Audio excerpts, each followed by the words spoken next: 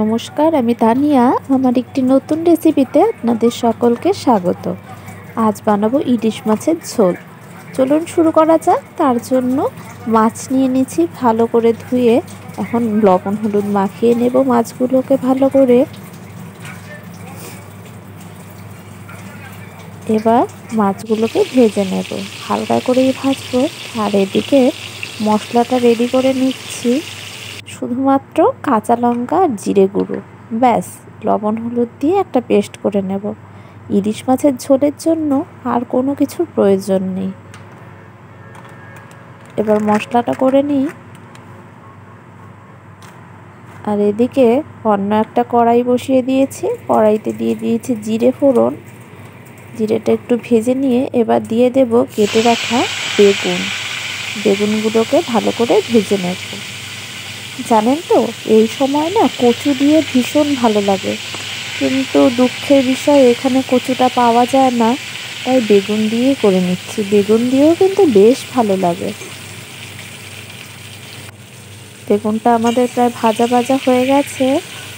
এখন দিয়ে দেব ওই মশলা।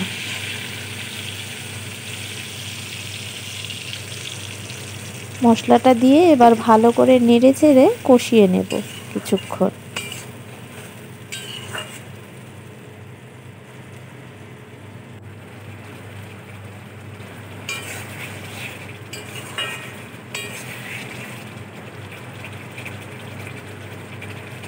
মশলাটা কষে এসছে, তেলও ছেড়ে এসছে। এখন দিয়ে দেব পরিমাণ মতো জল। আমি এই ঝোলটা একটু পাতলা করব, পাতলাই বেশ ভালো লাগে, তাই বেশ খানিকটাই জল দেব। আপনারা আপনাদের পছন্দ মতন জলের পরিমাণটা দিতে পারেন।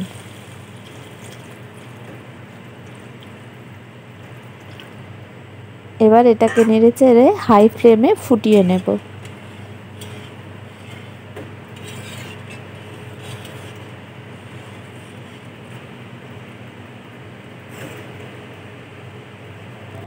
আমাদের ঝোল ফুটে গেছে। এখন এক এক করে মাছগুলি ঝোলের মধ্যে দিয়ে দেব।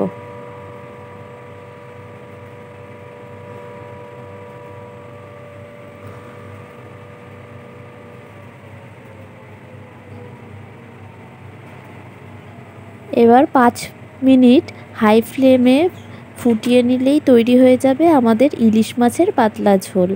খেতে কিন্তু অসাধারণ লাগে। আশা করছি রেসিপিটা আপনাদের ভালো লেগেছে। ভালো লাগলে লাইক এবং কমেন্ট করতে কিন্তু ভুলবেন না। আর আমার চ্যানেলে আরও নিত্য নতুন রেসিপি পাওয়ার জন্য চ্যানেলটিকে সাবস্ক্রাইব অবশ্যই করবেন।